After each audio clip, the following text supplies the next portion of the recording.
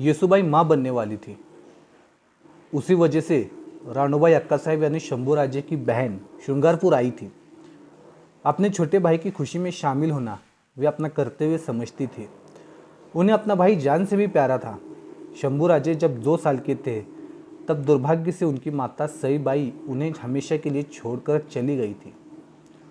शंभूराजे की 3 बहनें थीं। सबसे बड़ी बहन सकवार बाई, जिनका विवाह फलटन के माझी निंबाड़कर से हुआ था। मंझली बहन राणूबाई, जिनका विवाह वाई के जादव घराने में हुआ था। और छोटी बहन अंबिकाबाई, जिनका विवाह तारल के हरजी महाडिक से हुआ था। तीनों बहनें शंभूराजे से उम्र में बड़ी थीं। इनमें से शंभूराजे की लाडली बहन अंबिकाबाई थी। मात्र शंभूराजे राणूबाई के लाडले थे।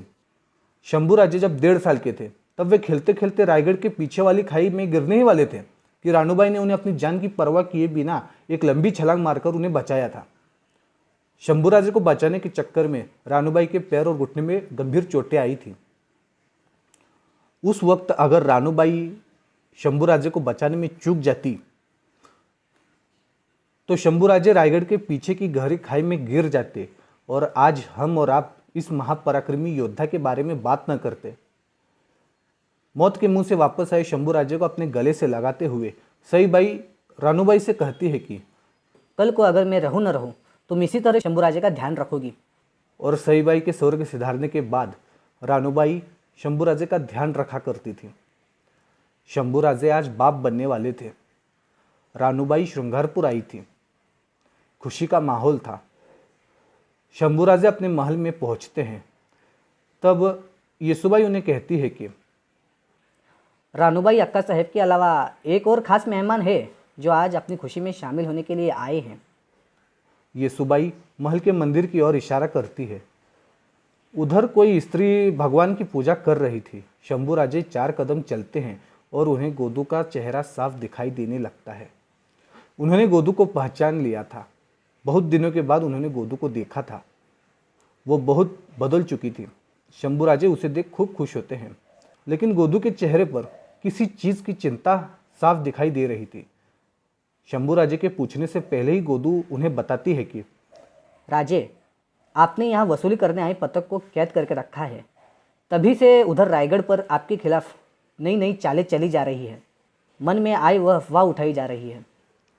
शंभूराजे, जाने दे गोदू, ये कलम बहादुर कर करके क्या कर सकते हैं। गोदू, युवराज, दरबारियों के ये दाव पेच आप जैसे योद्धा को क्या समझेंगे। छोटा मुंह बड़ी बात, पर यही सच है कि सारे दरबारी आपसे बहुत नफरत करते हैं। अन्नाजी दत्तों के कहने पर तो राहुजी पंत ने आपकी शिकायत करते हुए महाराज को कर्नाटक 3-3 बार पत्र भेजे। वे महाराज को लिखते हैं कि शंभूराजे सरकारी कामों में अड़चन डाल रहे हैं। राजकारबार में मनमानी करने के आरोप लगाते हुए उन्होंने महाराज से आपको कैद करने की अनुमति मांगी है। आपको कैद किया जाए या तो उन्हें यानी महाराज वापस स्वराज्य में आने तक शंभूराजे को राजकुमार पद से बरतरफ किया जाए। ऐसी मांगे उन्होंने महाराज के सामने रखी है। येसुबाई, ये क्या कह रही हो गोदू? क्या ये तुम पूरी जिम्मेदारी से बोल रही हो? गोदू, मैं जानती हूँ कि इसका परिणाम क्या होगा। मैं पूरी जिम्मेदारी से बोल रही हूँ। शंभूराजे आंखें बंद कर भवानी माता का नाम लेते हैं। कुछ देर चुप ही रहते हैं। येसुबाई और शंभूराजे दोनों इस बात पर चर्चा करते हैं। येसुबाई, हमें आपसे भी ज़्यादा महाराज की न्याय बुद्धि पर पूरा भरोसा है। अरे वो तो रास्ते पर चलते राहगीरों को भी न्याय देते हैं, तो क्या अपने पुत्र पर इस तरह अन्याय होने देंगे वे? दूसरे दिन शंभूराजे और कवि कलश शास्त्री नदी के उस पार के गांव गए थे। वहाँ कुछ किसानों ने अमराई लगाई थी। अमराई देखने के बाद दोपहर को राजकुमार और कवि कलश उन्हीं किसानों के साथ बैठकर खाना खाते हैं। फिर दोनों श्रृंगारपुर की ओर चल देते हैं। रास्ते में उस सूखी पड़ी शास्त्री नदी के पात्र में शंभूराजे को एक पालकी आती दिखाई दी। येसुबाई के आदेश से भोई गोदू को सारवट गांव ले जा रहे थे। वो पालकी शंभूराजे ने रुकवाई या अंदर बैठी गोदू ने, ये उस नदी के पात्र को भी पता नहीं चलता है। कविराज अपना घोड़ा लेकर नदी के उस किनारे चले जाते हैं। पालकी को खांदा देने वाले भोई भी जरा बाजू में जाकर खड़े हो जाते हैं। उस पात्र में गोदू और शंभूराजे एक दूसरे की तरफ देख रहे थे। जुल्मी दुनिया के अदृश्य जख्मों से गोदू का चेहरा मुरझा गया था। शंभूराजे, गोदू, तुम्हारा पति और ससुर? गोदू, राजे, वे दोनों अब मेरे लिए मर चुके हैं। जिस दिन वे स्वराज्य के खिलाफ गए थे उसी दिन वे मेरे लिए मर चुके हैं। कृपया उनका नाम मेरे सामने लेकर पुराने जख्म न कुरेते राजे। शंभूराजे अटकते अटकते कहने लगे, गोदू, तुम दूसरी शादी क्यों नहीं करती? गोदू, शादी तो करूंगी, लेकिन एक से ही। गोदू की आंखें चमकने लगी। वो न कहने वाली बात बोल गई थी। शंभूराजे, जो भी हो, जल्द से जल्द शादी कर लो गोदू। तुम्हारे दिल की बात तुम्हारे प्रेमी को कैसे नहीं समझती? गोदू, भगवान जाने, मुझे तो बस इतना ही पता है कि धर्मपत्नी तो साक्षात लक्ष्मी का रूप होती है और उसे तकलीफ देने की हिम्मत मुझ में नहीं है। दिन पर दिन बीत रहे थे। महाराज कर्नाटक से वापस लौट रहे थे। आते वक्त रास्ते में जो गांव लगते वहां महाराज का जंगी स्वागत किया जाता। दक्षिण में अनेकों राज्यों में अनुभवी हंबीराव मोहिते के साथ जवान धनाजी जादव, नागोजी जेधे, इन लोगों ने तो अपना महापराक्रमी रूप दिखाया था। ये खबर सुन शंभूराजे बहुत खुश होते। गोदू वापस लौट चुकी थी। उसी दिन येसुबाई शंभूराजे से कहती है, हमारे स्वामी का गुस्सा तो पानी में उठी लहर जैसा है, जितनी जल्दी आता है उतनी दुगनी तेजी से निकल भी जाता है।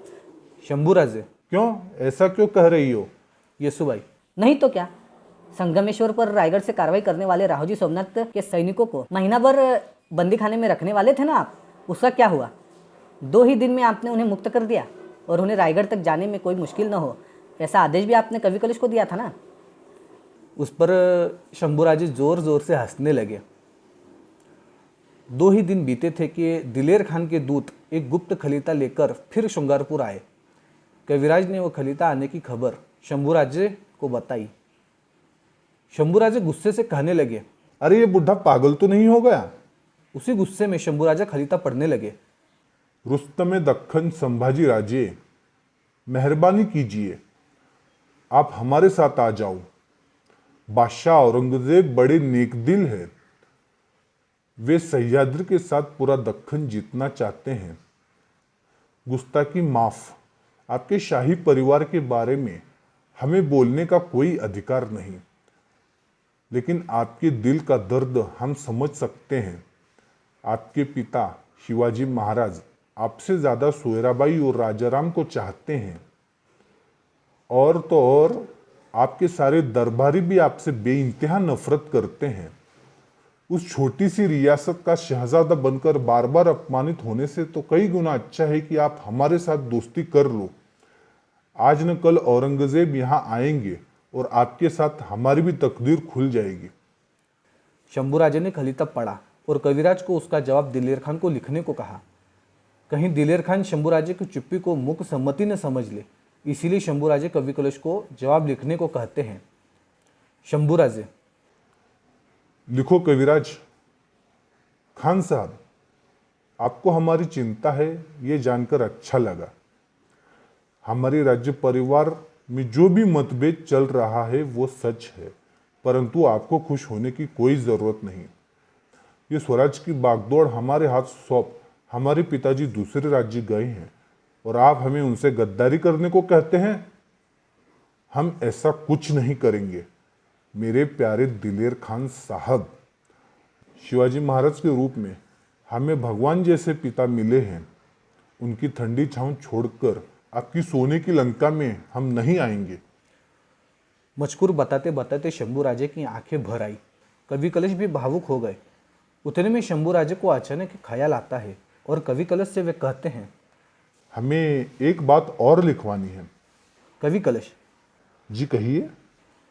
शंभूराजे, दिलेर खान जी, आपको और आपके बादशाह को हमारा पराक्रम इतना ही पसंद है तो हम दोनों एक होकर कोई दूसरा राज्य जीतकर बादशाह को क्यों नहीं पेश करते? शंभूराजे के इस वाक्य से कवि कलश हैरान होकर उनकी तरफ देखने लगे। तब वे कुछ बोले, उससे पहले शंभूराजे ही बोल पड़ते हैं कि ये कलम लिखवाने के पीछे हमारा एक हेतु है। दिलेर खान के इस दोस्ती के हाथ को इस तरह पूरी तरह ठुकराने से हमें क्या मिलेगा, इसलिए थोड़े धागे खुले छोड़े हैं। कवि कलेश। लेकिन इस तरह शंभूराजे। कविराज, वक्त कभी भी बदल सकता है, बुरा वक्त कभी बताकर नहीं आता, बस इसीलिए